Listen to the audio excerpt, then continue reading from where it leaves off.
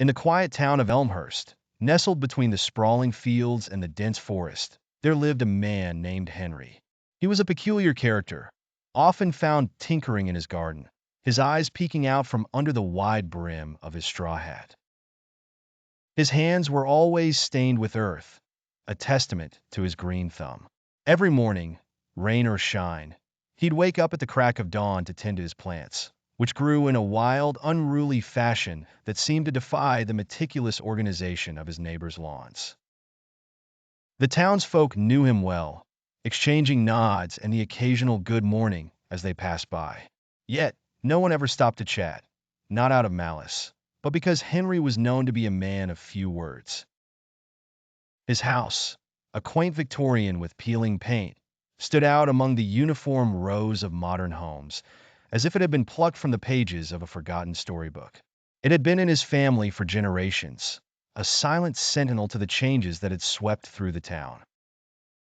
In the heart of the garden, hidden behind a thicket of thorny roses, was Henry's pride and joy, a peculiar tree. It was ancient, with a twisted trunk that looked more like the limbs of a giant octopus frozen in time. The tree bore fruit unlike any other in Elmhurst, deep purple orbs that hung heavy from the branches, emitting a faint, sweet scent that tickled the nostrils. The children would sometimes dare each other to touch the fruit, whispering tall tales of its supposed mystical properties, but none had ever dared to taste it.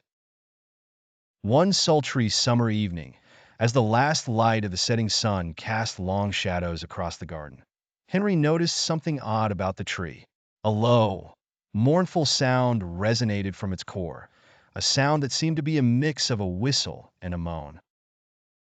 He approached with caution, his heart thumping in his chest. The fruit, once still and silent, now quivered as if in distress. The air grew thick with an unsettling energy that made the hairs on the back of his neck stand on end. The tree's branches began to stretch out, reaching for him with a disturbing intent. Henry stumbled backward, his eyes wide with terror. The fruit grew larger before his very eyes, pulsating with a dark vitality that was both mesmerizing and repulsive. He knew, in that moment, that he had to cut this unnatural growth from his garden. Without another thought, he dashed into his shed, grabbed an axe, and charged at the tree. The axe sliced through the air, aiming for the thickest part of the trunk. But as soon as the metal connected with the bark, the tree screamed, a human scream that echoed through the night, sending a chill down Henry's spine.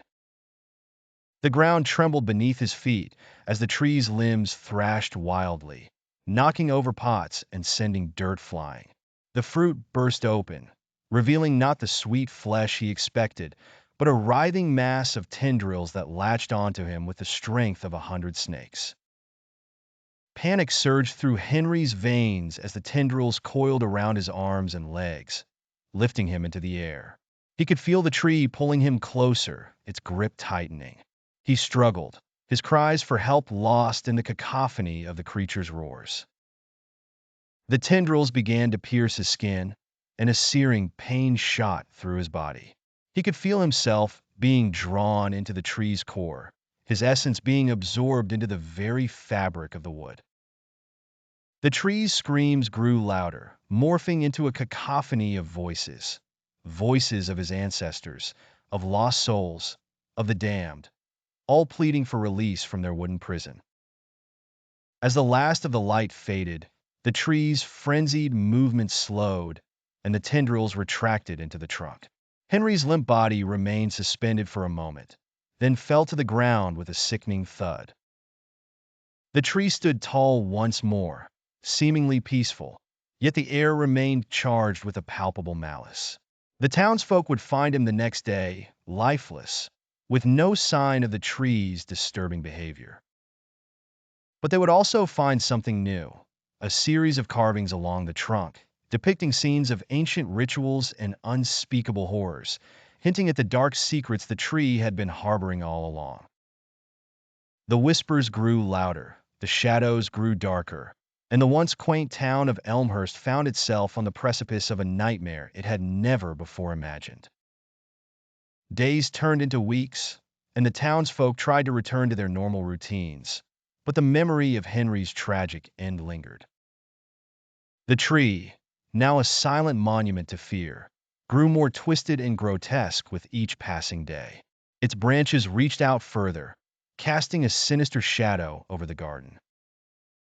The once vibrant plants began to wither and die, the soil poisoned by the tree's malevolent aura. The children no longer dared each other to approach the tree. They avoided it at all costs, their games taking them far from its grasp. One evening, a group of teenagers, seeking thrills in the face of the town's collective terror, decided to hold a seance beside the tree. They hoped to commune with the restless spirits they believed it contained. Armed with candles and a Ouija board pilfered from an old antique store, they gathered under the cloak of darkness, their laughter and nervous chatter piercing the quiet night. Little did they know that their innocent curiosity would be the catalyst for a horror that would engulf them all. The planchette began to move, sliding effortlessly across the board, spelling out words that sent chills down their spines. The wind picked up, carrying a chorus of whispers that grew louder, more demanding. The ground beneath them trembled, and the tree's branches quivered with excitement. Suddenly, the air grew icy, and a cold wind ripped through the garden, extinguishing their candles. When the trembling ceased, the tree stood before them, its purple fruit now pulsing with an eerie light, each one seemingly watching them with a malicious intent. The teens fled, their screams tearing through the quiet night. But their curiosity had unleashed something ancient and unforgiving. The tree had tasted the fear of the living and was now hungry for more. Over the following months, strange occurrences plagued Elmhurst. People would vanish without a trace, only to be found days later, drained of life, their bodies tangled in the tree's embrace. The town grew desperate, seeking answers that seemed to be buried in the very roots of the monstrous tree. A local historian, driven by a need to understand the horrors that had claimed so many, uncovered ancient texts that spoke of a cursed tree, planted by a vengeful witch centuries ago to trap the souls of those who wronged her. The townsfolk decided to seek help from an outsider, a renowned exorcist who had faced similar horrors in distant lands. His arrival brought both hope and a sense of dread. As he approached the tree, the air grew thick with anticipation. The whispers grew to a fever pitch, and the earth trembled beneath their feet. The battle to save Elmhurst from the clutches of the cursed tree was about to begin, and no one knew if they had the strength to survive what was to come. The exorcist, a stoic figure in his black robes, studied the tree with a solemn gaze.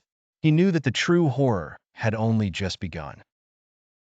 With a deep sigh, he began to chant ancient incantations, his voice rising above the whispers of the tree.